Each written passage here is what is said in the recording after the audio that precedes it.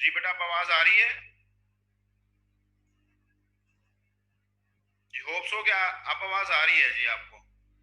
बोला yes sir, अब आ रहे हैं। रिकनेक्टिंग का इशू था, वो रिकनेक्ट हो रहा था, वो डिस्कनेक्ट हो गया था, वो रीजॉइनिंग में चला गया था। चलिए, हम लोग डिस्कस कर रहे थे कि हम लोग मेमोरी की टाइप्स को पढ़ रहे थे।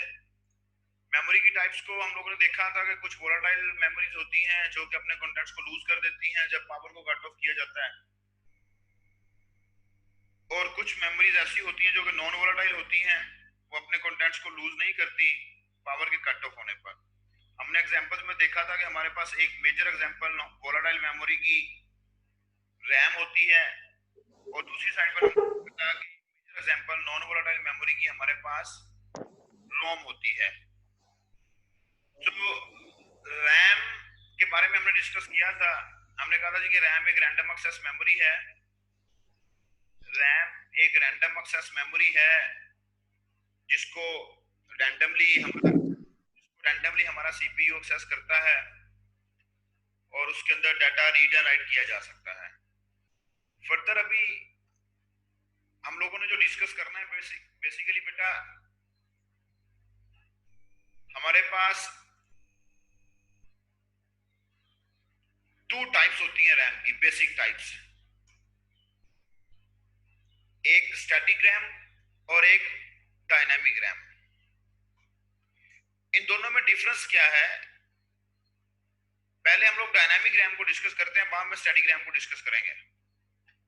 अगर हमारे सिस्टम में डायनामिक रैम लगी हुई है और आपका सिस्टम आपकी डायनामिक रैम को टाइमली रिफ्रेश नहीं करता,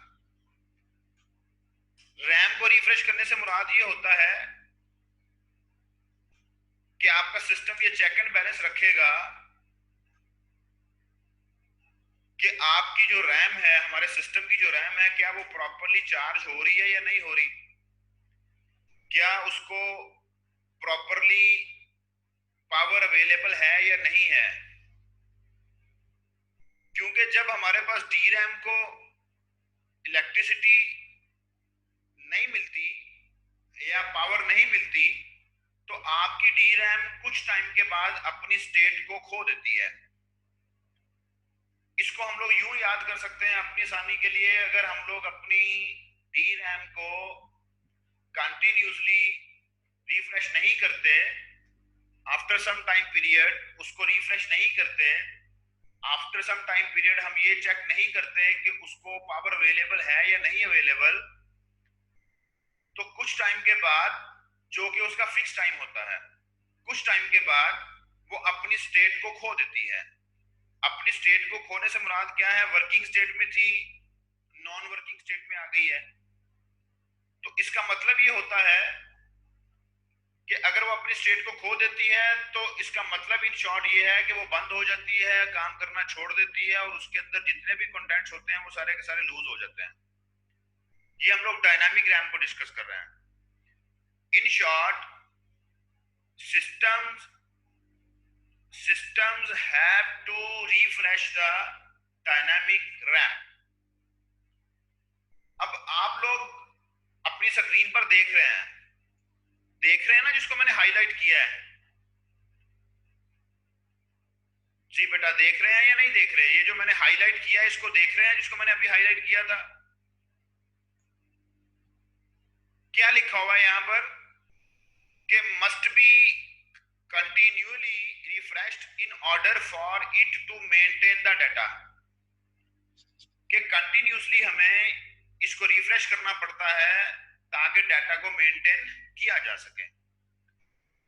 अगर आप लोग इसको मेंटेन नहीं करना चाहते, अगर आप लोग इसको रिफ्रेश नहीं करेंगे, तो ये अपनी स्टेट को खो देगी, मींस के ये काम करना छोड़ देगी, और अगर ये काम करना छोड़ देगी तो इसके अंदर जितना भी डाटा होगा वो लॉस हो जाएगा। ऑन द अदर हैंड, हमारे पास स्टैटिक रैम होती है। स्टैटिक रैम को रिफ्रेश करने की जरूरत नहीं होती। स्टैटिक रैम हमेशा अपनी स्टेट को एक जैसा ही रखती है। स्टैटिक रैम हमेशा अपनी स्टेट को एक जैसा ही रखती है। स्टैटिक रैम को कंटिन्यूसली रिफ्रेश करने की या चार्ज करने की जरूरत नहीं पड़ती। इसका मतलब है अगर ये हमेशा अपनी स्टेट एक जैसी रखती है तो इसका मतलब है कि इसका डाटा लॉस नहीं होता। इसका डाटा तब तक लॉस नहीं होगा जब तक सिस्टम बंद नहीं होता। सो जब हम लोग इन दोनों को कंपेयर करते हैं तो हम ये फाइंड आउट करते हैं कि स्टैटिक रैम एफिशिएंट है देन डायनामिक रैम, फास्ट भी है। अब स्टैटिक रैम फास्ट क्यों है? स्टैटिक रैम डी रैम से फास्ट इसलिए है कि स्टैटिक रैम अपनी स्टेट को हमेशा एक जैसा रखती है। अगर स्टैटिक रैम अपनी स्टेट को हमेशा एक जैसा रखती है तो इसका मतलब है कि हमारा सिस्टम किसी भी टाइम स्टैटिक रैम में डाटा रख सकता है और किसी भी टाइम स्टैटिक रैम से डाटा ले सकता है। लेकिन on the other hand dynamic RAM जब रिफ्रेश हो रही होती है, डायनामिक रैम को जब रिचार्ज किया जाता है, उस टाइम पर ना तो डायनामिक रैम में से कुछ लिया जा सकता है और ना ही डायनामिक रैम में कुछ रखा जा सकता है। मींस स्टैटिक रैम में आप लोग किसी भी वक्त कभी भी हमेशा राइट भी कर सकते हैं और रीड भी कर सकते हैं। लेकिन डायनामिक रैम में जब हम लोग डायनामिक रैम को रिफ्रेश कर रहे हैं, जब हम लोग डायनामिक रैम को रिचार्ज कर रहे हैं, तो उस टाइम हम लोग डायनामिक रैम के साथ कोई काम नहीं कर सकते। तो जब हम लोग उस टाइम डायनामिक रैम के साथ कोई काम नहीं कर सकते तो इसका मतलब ये है कि हमारा टाइम वेस्ट हो रहा है। वो टाइम जो हम लोग अपनी रैम को या जो हमारा सिस्टम रैम को रिफ्रेश करने में लगाता है। तो फिर जब दोनों को कंपेयर किया जाता है तो फिर हम ये फाइंड आउट करते हैं कि static RAM faster than D RAM.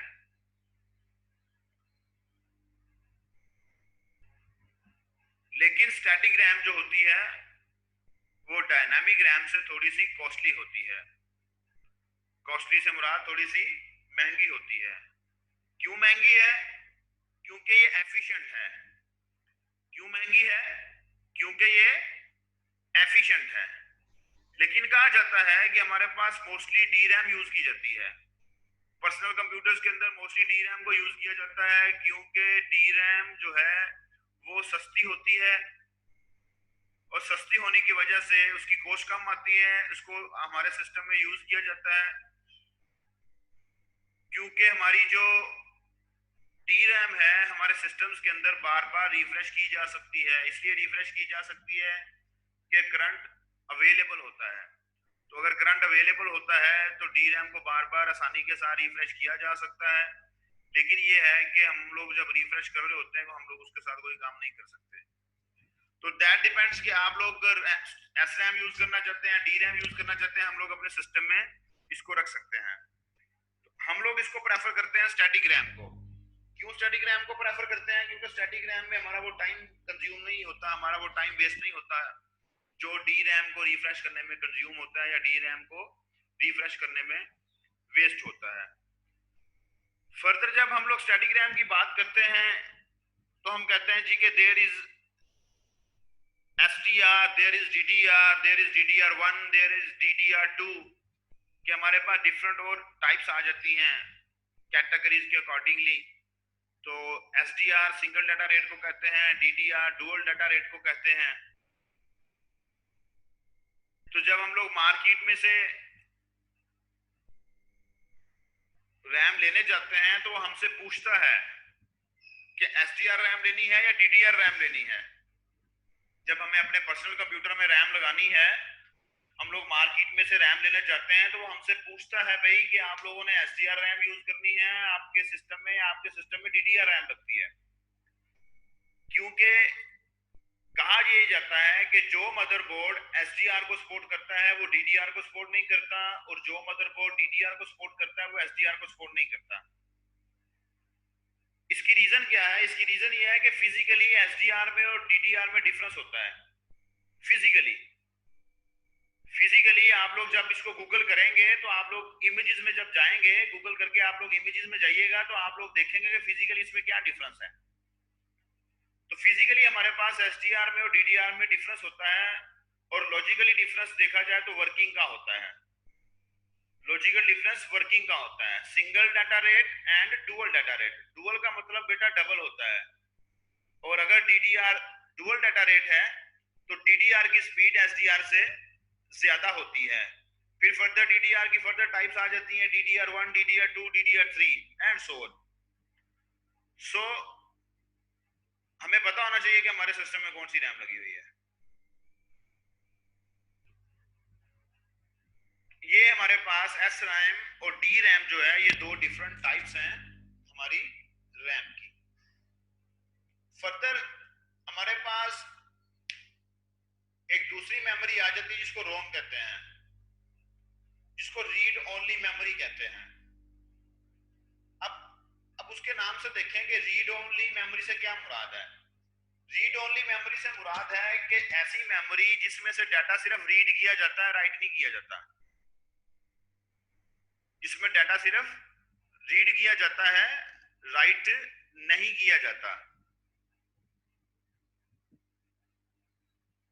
जिसकी एग्जांपल हम लोग लास्ट टाइम डिस्कस करके आए थे कि आप लोग देखते हैं कि जब भी हम लोग अपने सिस्टम को ऑन करते हैं तो वो एक ही तरह से ऑन होता है, और हमने डिस्कस किया था, हमने ये फाइंड आउट किया था कि इसका मतलब ये है कि अगर हमारा सिस्टम, अगर हमारा सेलफोन हमेशा एक ही तरह से ऑन होता है तो इसका मतलब है कि कुछ इंस्ट्रक्शंस ऐसी हैं जो कि परमानेंट हमारे सिस्टम में स्टोर्ड हैं।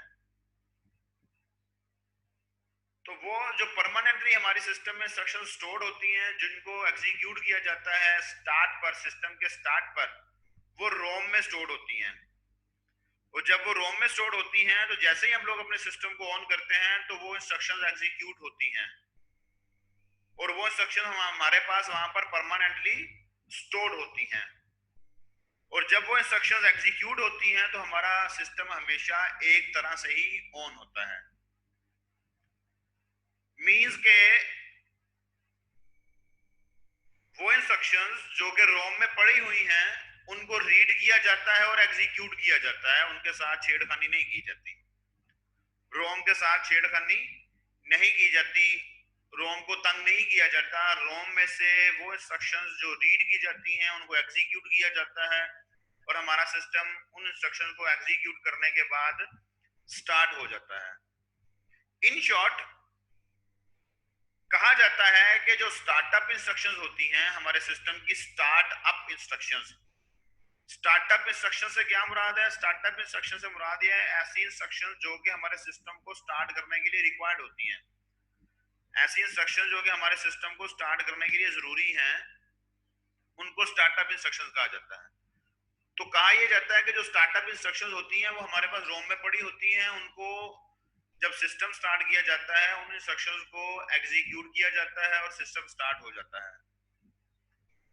अब रोम की डिफरेंट टाइप्स हैं, ये बात आपने माइंड में रखनी है कि रोम रीड ओनली मेमोरी है, मींस कि इसमें राइट नहीं किया जाता।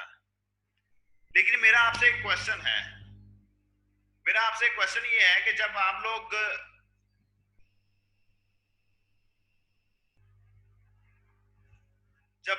मार्केट में जाते हैं सेलफोन लेने, तो आपकी कोशिश होती है कि हमारे सिस्टम की या हमारे सेलफोन की जो रोम है वो 64 GB हो, 128 GB हो, होती है ना कोशिश?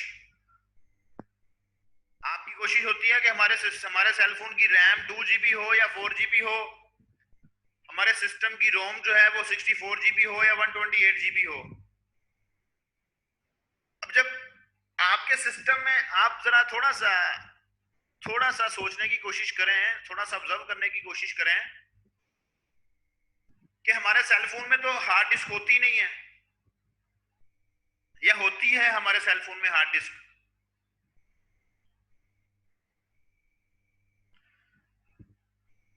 जी, रकम ज्यादा से ज्यादा इसलिए होनी चाहिए ना, क्योंकि हमारी कोशिश होती है कि ज्यादा से ज्यादा इसलिए हो ताकि ज्यादा से ज्यादा डाटा स्टोर हो सके। जी बेटा, मेरा क्वेश्चन आपसे ये है कि हमारे सिस्टम में, हमारे सेलफोन में हार्ड डिस्क होती है या नहीं होती?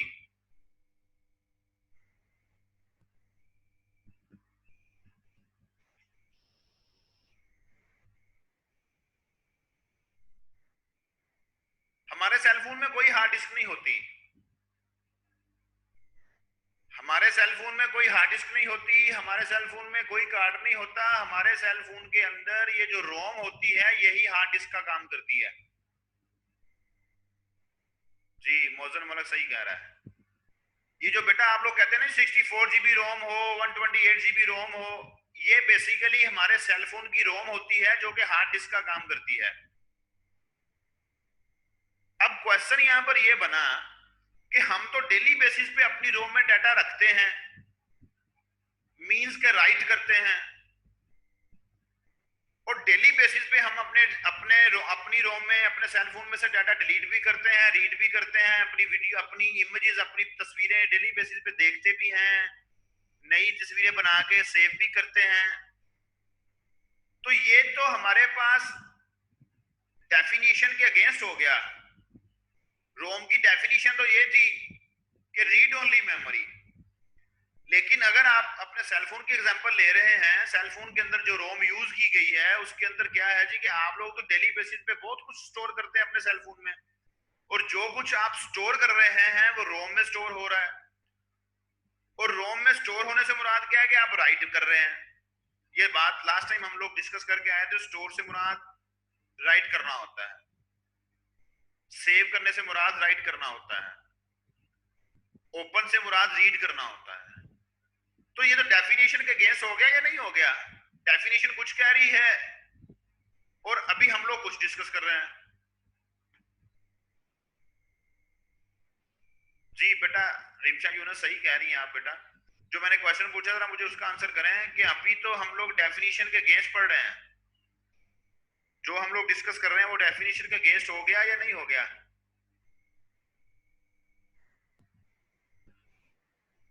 जी अभी इसका मतलब है जो हम लोग डिस्कस कर रहे हैं वो तो डेफिनेशन के अगेंस्ट डिस्कस कर रहे हैं।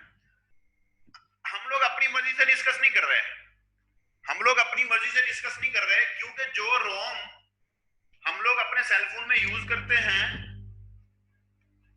वो रोम की एक टाइप है। वो रोम की कौन सी टाइप है उसके बारे में डिस्कस करते हैं।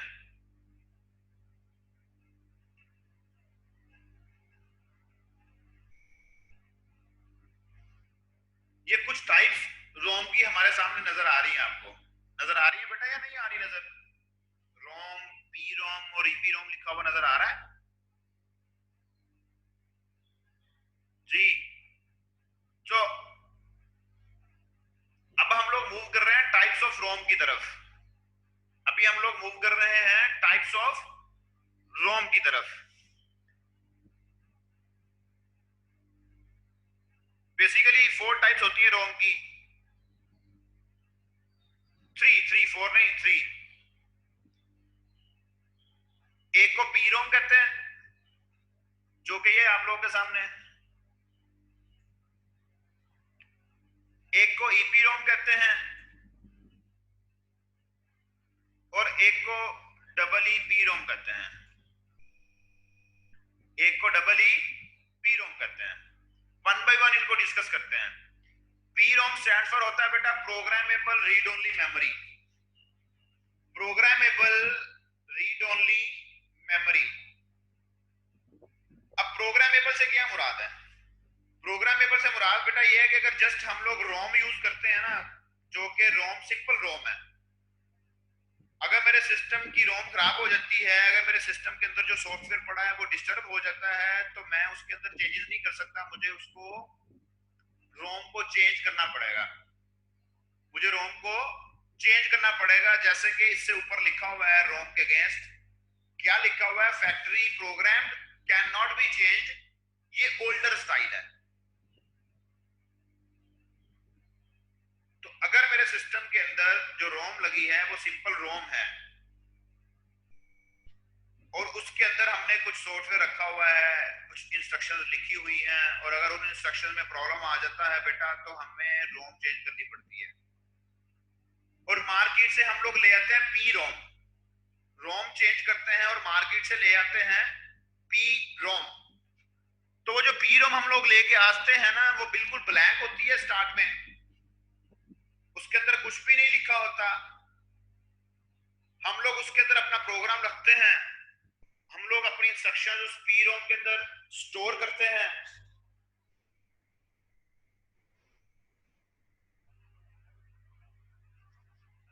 लेकिन जब आपने एक दफा पी रोम के अंदर कुछ लिख लिया तो फिर आप लोग उसको एरेज नहीं कर सकते, आप लोग उसको वहां से डिलीट नहीं कर सकते। इनिशियली तो वो ब्लैंक है, बिल्कुल खाली है, लेकिन अगर आप लोगों ने उसमें कुछ लिख लिया, उसमें अपना प्रोग्राम रख दिया, लिखने से मुराद ये नहीं है कि आप लोगों ने पेंसिल के साथ लिख दिया या हाथ के साथ लिख दिया, उसका मतलब ये है कि आप लोग अगर एक दफा उसमें कुछ लिख लिया, एक दफा उसमें कुछ रख लिया, हमने प्रोग्राम कर दिया उसको, तो फिर आप लोग उसको चेंज नहीं कर सकते, उसको डिलीट नहीं कर सकते। तो इसका मतलब है वो भी हमारे काम की नहीं है, इसका मतलब है कि वो भी हमारे काम की नहीं है। अगर हमारे सेल फोन में पी रोम लगी होती, 64 जीबी की पी रोम लगी होती, तो हम लोग अगर उसमें कुछ डाटा रख लेते, एक दफा अपनी तस्वीरें रख लेते, तो फिर हम लोग फिर उसको चेंज नहीं कर सकते थे। जी अरकम, आप सही कह रहे हैं, हम लोग उसको चेंज नहीं कर सकते थे। तो फिर ये प्रॉब्लम है कि जब भी रोम फुल हो जाएगी हम निकालेंगे, नहीं लगाएंगे, जब भी रोम फुल हो जाएगी फिर निकाल लेंगे, नहीं लगा लेंगे, ये तो एक मुसीबत है। फिर इस प्रॉब्लम से बचने के लिए एक दूसरी रोम उसको इंट्रोड्यूस करवाया गया, जिसका नाम ईपी रोम रखा गया। और आप लोग अपनी स्क्रीन पर देख रहे हैं कि ईपी रोम से क्या मुराद है, erasable programmable read only memory.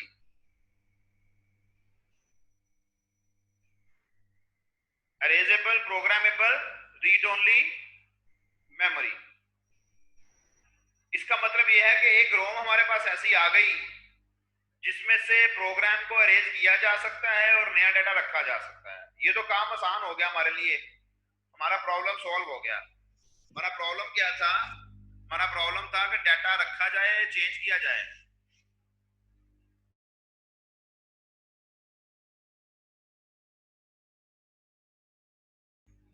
हमारा प्रॉब्लम क्या था कि डाटा रखा जाए और चेंज भी किया जा सके।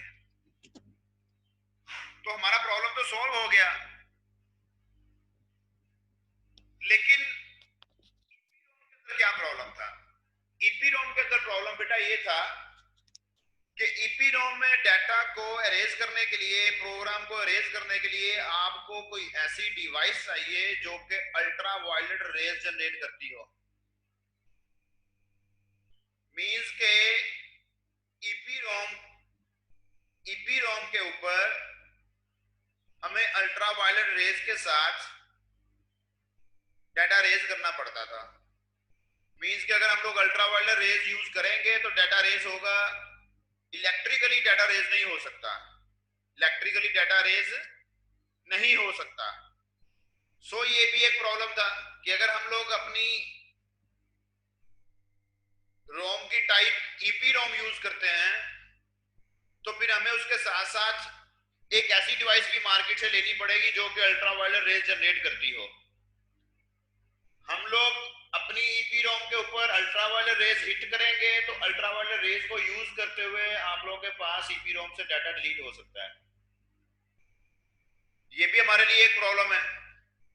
सो इस प्रॉब्लम से बचने के लिए बेटा हमारे पास एक नई टाइप जो है रोम की, उसको इंट्रोड्यूस करवाया गया जिसका नाम डबल ईपी रोम है। और आप लोग देख रहे हैं कि यहाँ पर लिखा हुआ है electrically erasable programmable read only memory. इसका मतलब है कि ऐसी रोम जिस पर इलेक्ट्रिकली डाटा अरेज किया जा सकता है। अब हमारे सेल फोन्स हैं, हमारे लैपटॉप्स हैं, हमारे सिस्टम्स हैं, ये सब सारे के सारे इलेक्ट्रिक करंट यूज करते हैं। इसका मतलब है वो इलेक्ट्रिक करंट को यूज करते हुए डाटा को अरेज किया जा सकता है। सो आजकल जो हमारे सिस्टम्स के अंदर, हमारे सेल फोन्स के अंदर जो रोम यूज की जा रही हैं वो डबल पी रोम यूज की जा रही है। वो डबल पी रोम यूज की जा रही है। हमारे सेल फोन में double P ROM hard disk का काम करती है, रोम का काम भी करती है और हार्ड डिस्क का काम भी करती है। लेकिन हमारे जो सिस्टम्स हैं, हमारे जो लैपटॉप्स हैं, हमारे जो कंप्यूटर्स हैं, इनके अंदर रोम सेपरेट से लगी होती है और हार्ड डिस्क सेपरेट से लगी होती है, क्योंकि सिस्टम्स के अंदर हमारे पास हार्ड डिस्क जो है वो बड़े साइजेस की लगाई जाती हैं। 500 जीबी की हार्ड डिस्क लगा ली, 100 जीबी की हार्ड डिस्क लगा ली, 1 टेराबाइट की हार्ड डिस्क लगा ली। तो रोम के रोल को सेपरेट रखा जाता है, रोम सेपरेट से लगाई जाती है। लेकिन वो कौन सी टाइप है रोम की? EEP रोम, कि डाटा उसमें रखा भी जा सके और जब जरूरत पड़े डिलीट भी किया जा सके और नया डाटा रखा भी जा सके। तो हमारे सेलफोन्स के अंदर आजकल EEP रोम बेटा यूज की जाती है, जिसकी वजह से आप डेली बेसिस पे अपने सेलफोन में नई पिक्चर्स रखते हैं, नए सॉन्ग्स रखते हैं, फिर 2 4 6 दिन के बाद आप उनको डिलीट भी कर लेते हैं और फिर नया डाटा रखते हैं। करते हैं ऐसा या नहीं करते? अपने सेलफोन में नया डाटा रखते हैं, डिलीट करते हैं, नया डाटा रखते हैं, डिलीट करते हैं, रखते हैं या नहीं रखते? आप लोग मुझे रिस्पॉन्ड करें जरा मैसेज में। जी बेटा रखते हैं। जी सादुल हसन का क्वेश्चन है, कंप्यूटर में रोम किस जगह लगी होती है? बेटा रोम जो होती है ये मैंने आपको स्टार्ट में बताया था कि सारी डिवाइसेस हमारे पास मदरबोर्ड पे लगी होती हैं। सारी डिवाइसेस मदरबोर्ड पर ही लगी होती हैं। तो ये जो आप लोग डेली बेसिस पे डाटा रखते हैं, डिलीट कर लेते हैं, फिर पढ़ते हैं, डाटा रखते हैं, डिलीट कर लेते हैं, बेटा ये EEP रोम की वजह से ही ऐसा होता है। EEP रोम की वजह से ही ऐसा होता है। आपको इस काबिल बना दिया गया कि आप नया डाटा रखें और उसको डिलीट कर लें, फिर नया डाटा रखें और उसको डिलीट कर लें। तो इन शॉर्ट आप लोगों के पास ये जो आपकी EEP रोम है, इसको नॉन वोलाटाइल रैम भी बोला जाता है, क्योंकि अगर रोम को देखें तो रोम की डेफिनेशन के मुताबिक हम लोग इसमें डाटा राइट नहीं कर सकते, और रैम को देखें तो रैम में डाटा परमानेंटली स्टोर नहीं होता। लेकिन जो EEP रोम है इसमें डाटा रीड राइट हो रहा है रैम की तरह, इसमें डाटा रीड और राइट हो रहा है रैम की तरह, लेकिन रोम की तरह परमानेंटली स्टोर हो रहा है। तो जब दो चीजें डिफरेंट यहां पर इकट्ठी हो गई हैं तो फिर हमने इसको नाम दे दिया नॉन वोलाटाइल रैम। जैसे यहां पर आपके सामने लिखा नजर आ रहा है, आपको फ्लैश लिखा हुआ नजर आ रहा है, ये हम लोग अपनी USB को फ्लैश कहते हैं या नहीं कहते? फ्लैश ड्राइव उसको इसलिए कहते हैं कि आप उसके अंदर भी हमारे पास EEP रोम की तरह का सारा। तो फिर होता क्या है कि हम लोग अपनी फ्लैश के अंदर डाटा रखते हैं, डिलीट करते हैं, रखते हैं, डिलीट करते हैं।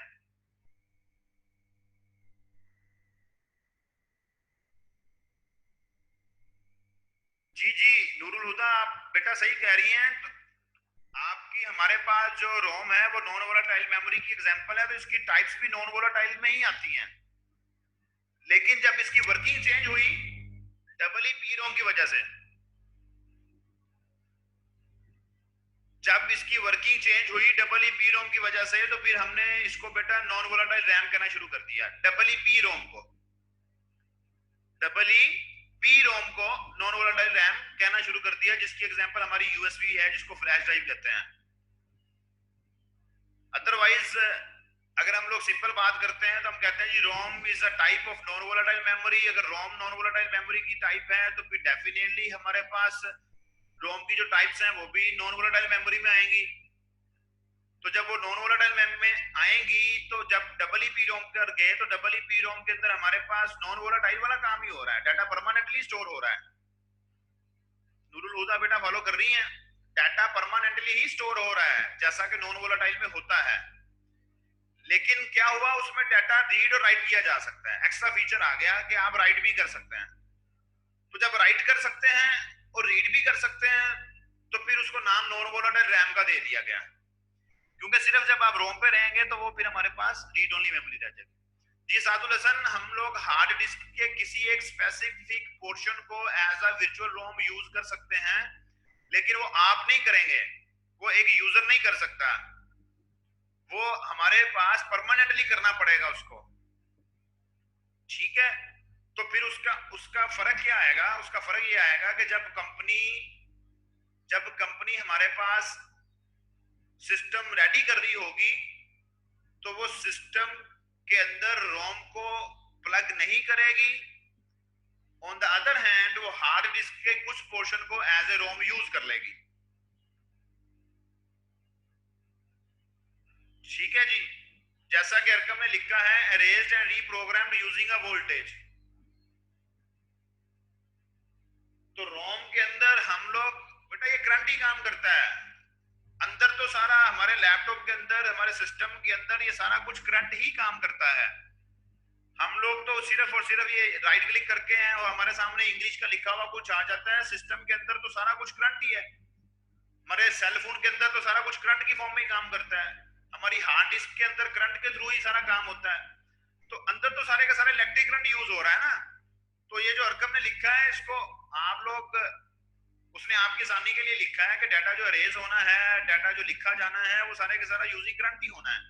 इसीलिए तो उसका नाम बना है electrically erasable programmable read only memory.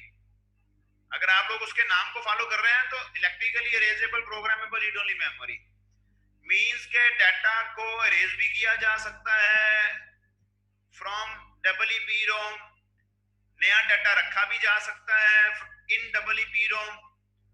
तो दैट्स व्हाई इसको electrically erasable programmable read only memory कहते हैं। अब मुझे बताएं यूएसबी स्टैंड फॉर क्या होता है? यूएसबी स्टैंड फॉर क्या होता है? फ्लैश लिखा हुआ है ना, flash is an example of EEPROM, is an other example, या आप इसको कह लें कि is an example of EEPROM।